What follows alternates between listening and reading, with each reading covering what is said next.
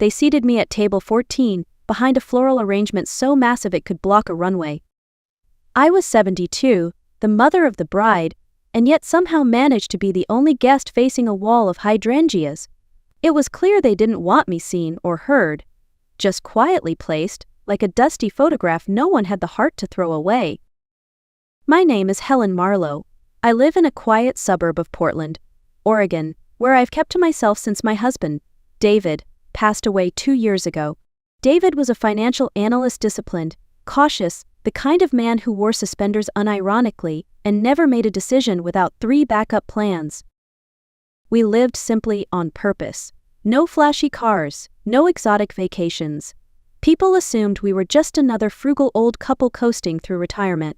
I let them believe that, because sometimes being underestimated is the greatest power you have. That night at my daughter's wedding, I sat alone in my gray dress and my mother's old pearls, watching my new son-in-law work the room like a campaign trail. He had the charm of a game show host and the eyes of a man who never blinked. His name was Garrett Thornhill, and in 3 days, he would show up at my front door with legal documents he expected me to sign. What he didn't know was that he had just declared war on the wrong widow. The ceremony itself was beautiful white roses, candlelight, soft piano music echoing through the garden tent. My daughter, Rachel, looked radiant in the lace gown that once belonged to my grandmother. For a moment, I allowed myself to feel the joy. She deserved that. Every mother wants to see her child happy, even if the man she's marrying sets off silent alarms in your chest. Garrett made his rounds with the ease of someone who had practiced every handshake and smile in a mirror. He poured compliments like champagne, never spilling a drop. But I watched closely. He had different smiles, one for the wealthy guests, another for the useful ones, and none at all for anyone who couldn't offer him something. I caught him looking past me like I was background decor, until he suddenly appeared at my table. "Helen," he said, flashing his teeth, "isn't this all just magical?" "It's a fairy tale," I replied, right down to the part where the stepmother is conveniently forgotten. He laughed, too quickly. "I was hoping we could have dinner this week, just you and me. I'd love to get to know you better." I smiled. Most people manage that before marrying into the family, but better late than never. "Thursday?" he asked. "There's a private place downtown I think you'd love.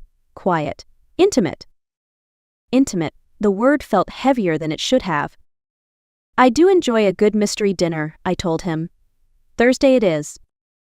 He nodded, pleased, then turned his attention to a couple from his father's company. I watched him flatter them like he was auditioning for a role he already thought he owned. That night, as Rachel tossed her bouquet and the guests clapped and laughed, I sat behind my wall of flowers, invisible but observant. I wasn't the sad widow they thought I was. I was the kind of woman who'd been underestimated for far too long. And Garrett Thornhill had just given me a reason to stop playing along. Thursday arrived with the weight of something inevitable. I dressed for the role he expected, simple black dress, no makeup, hair pinned back neatly. I wore David's old watch, the one that hadn't worked in years but still looked respectable. I knew how I looked. Modest, manageable, just the kind of woman a man like Garrett thought he could control. The restaurant was all polished wood and moody lighting. Garrett was already seated, waving at me like we were old friends. I could see the confidence in his posture, the certainty that tonight, he would get what he came for. "Helen," he said, rising, "you look absolutely lovely." "Thank you," I said, taking my seat. "This place certainly has ambience." He ordered wine, of course. Something French and difficult to pronounce. As the server disappeared, he leaned forward and gave me the look I'd seen him use on everyone he wanted to impress. "I've been thinking about you," he began. "Living alone can be hard, especially after losing someone." "It's not for the faint of heart," I replied. "Exactly. And I've been wondering if you've thought about protection, practical matters, legal concerns, financial decisions." There it was, the carefully veiled pitch. He reached into his bag and placed a manila folder between us. "Just some documents I had drafted," he said. "They'd allow Rachel and me to help you if needed. Medical choices, finances, nothing too complicated." I opened the folder slowly. Power of attorney, medical proxy, authorization for them to act on my behalf in case of declining mental clarity. It was all written in the soft language of concern, but it screamed of control. "This is thorough," I said. "My attorney specializes in elder care," he said, smiling. "It's all designed to make your life easier." "How thoughtful," I said, folding the papers closed. "Tell me, Garrett, did you bring a notary with you, too?" His face twitched, just slightly. "How did you?" "Lucky guess, you seem like a man who plans ahead." We stared at each other for a long second. Then he smiled again, but this time, it didn't quite reach his eyes. "Of course, take all the time you need," he said. I nodded, keeping my tone soft. "I will, but Garrett, you should know, I never sign anything I haven't already read twice." That night, I couldn't sleep. I lay in bed staring at the ceiling fan, listening to it creak like it had something to say. My husband had always warned me, when someone offers help you didn't ask for, they're usually buying something you didn't agree to sell. At 2 a.m., I got out of bed, pulled on my robe, and went down to the basement. There, behind the furnace and the holiday decorations, sat a steel cabinet that hadn't been opened since David died. The key was still on his old key ring. My hands trembled not from fear but anticipation. Inside were our important documents, property titles, insurance papers, a few old photo albums. And tucked deep in the back, in a red envelope with my name on it, was a letter in David's handwriting. I unfolded it slowly. "Helen," it read. "If you're reading this, something has shifted. You need to know that I never trusted easily, and I never assumed good intentions from those who smiled too quickly. I've set aside a separate trust. You won't find it in the usual accounts. It's hidden for a reason." He included the name of a bank, a private account, and an access code. I followed the instructions immediately. The next morning, sitting at my kitchen table with a black cup of coffee, I logged in. $33 million. I stared at the number like it might vanish. David had done well in investments over the years, but he never spoke of this. He had protected me in the quiet, meticulous way only he could. While everyone saw a modest couple living in a weathered colonial, he had built an invisible fortress around me. I closed the laptop and exhaled slowly. Garrett hadn't come for a lonely widow. He'd come for the throne. But he had no idea that behind the soft voice and careful smile was a woman holding the keys to an empire he didn't even know existed. The papers he handed me were supposed to make me dependent. Instead, they made me dangerous.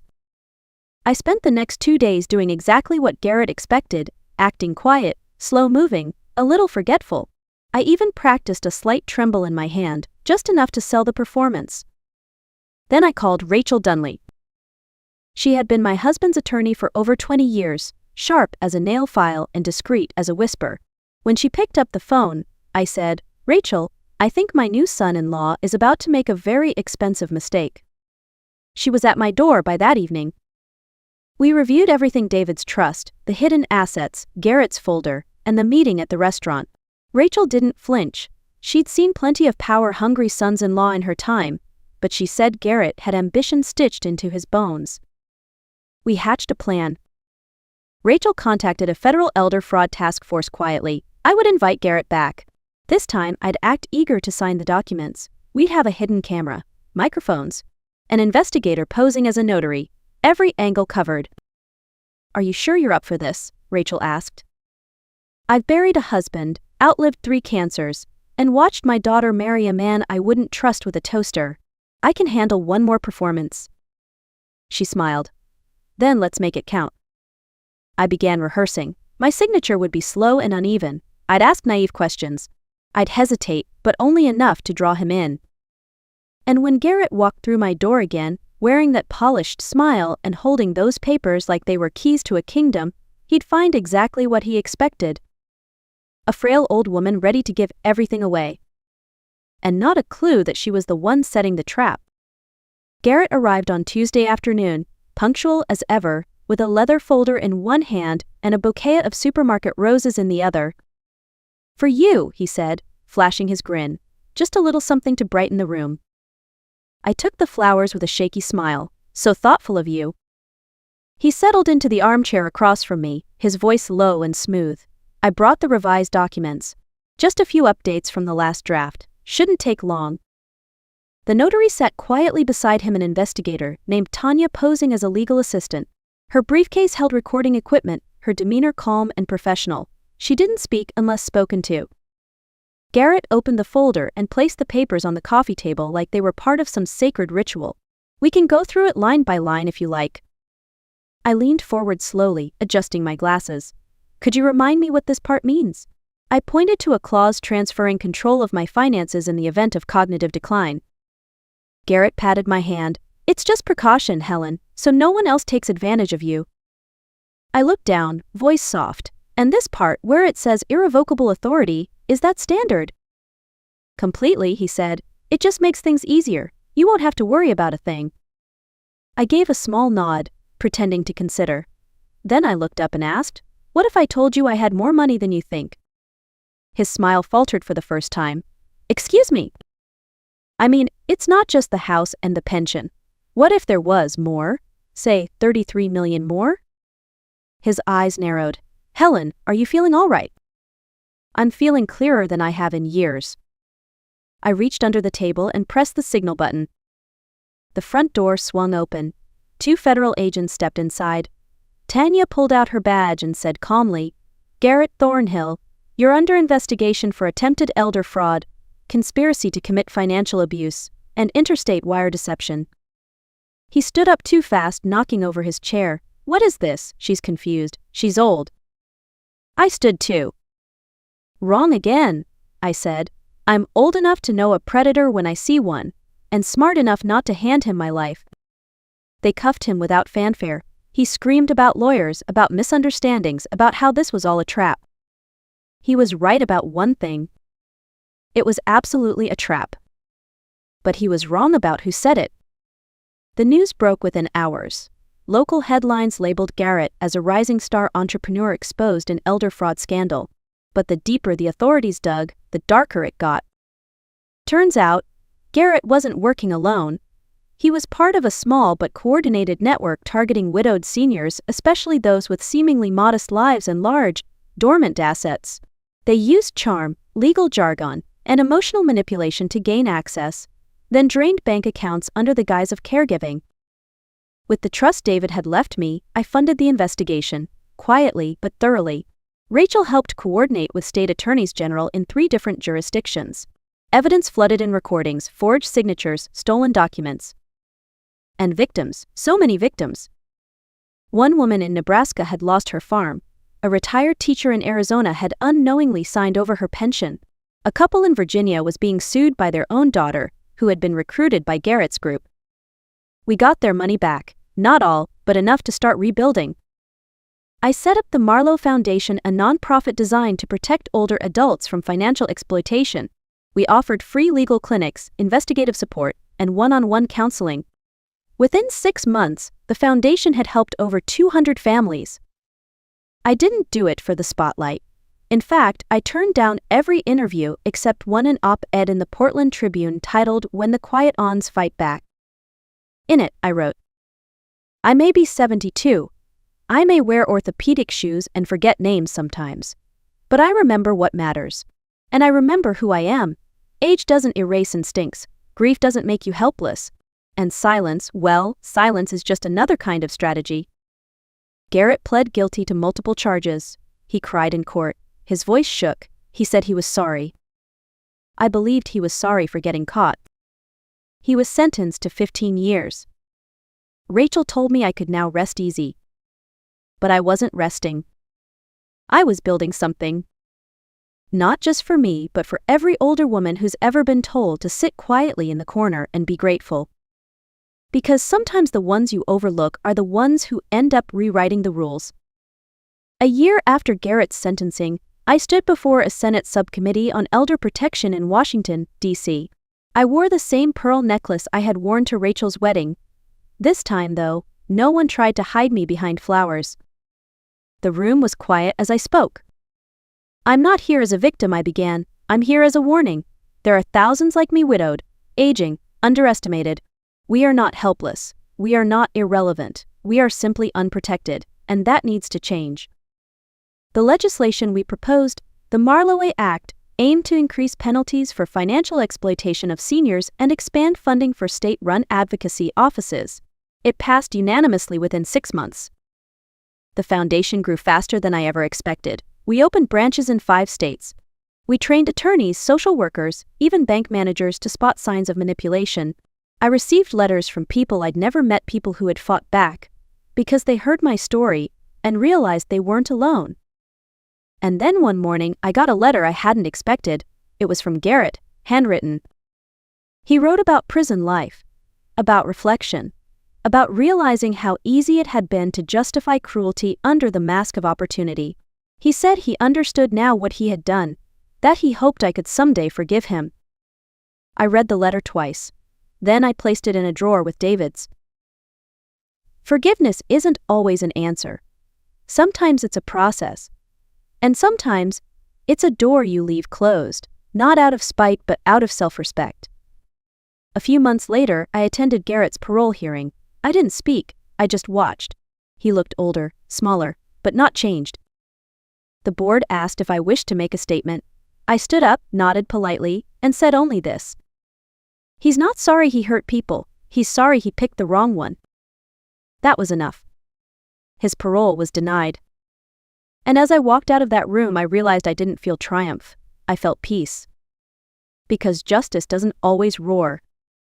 Sometimes it walks softly, wears pearls, and never has to raise its voice. I still live in the same house in Portland. The garden is a little overgrown, and the porch swing creaks more than it used to. But there's comfort in familiar places, especially when you know who you are in them. Every morning I brew a single cup of coffee, open the paper, and read the names of people I'll probably never meet, people filing charges, winning lawsuits, reclaiming what was taken. And sometimes, buried in those headlines, I see the quiet fingerprints of the Marlowe Foundation. We've helped recover over $80 million in stolen assets. We've trained thousands of professionals across the country. And more importantly, we've helped restore dignity to people who were told they didn't matter anymore. It's strange, isn't it? How one dinner, one folder of papers, one smug smile, can change the course of everything. Garrett thought he saw a tired old woman with no fight left.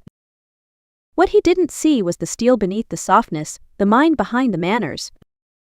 He didn't see a woman who had been loved deeply, who had learned patience from grief, and who had nothing left to lose except her name.